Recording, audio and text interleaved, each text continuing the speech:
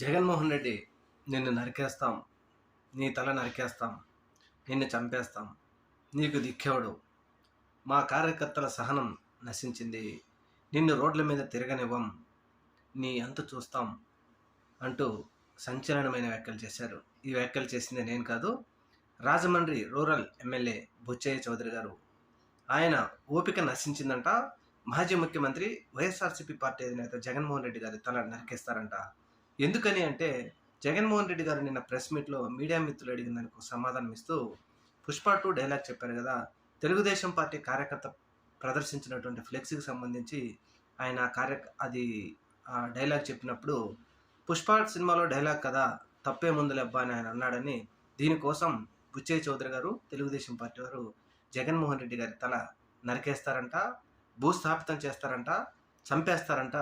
మరి వైఎస్ఆర్సీపీ పార్టీ వాళ్ళు జాగ్రత్తగా ఉండండి.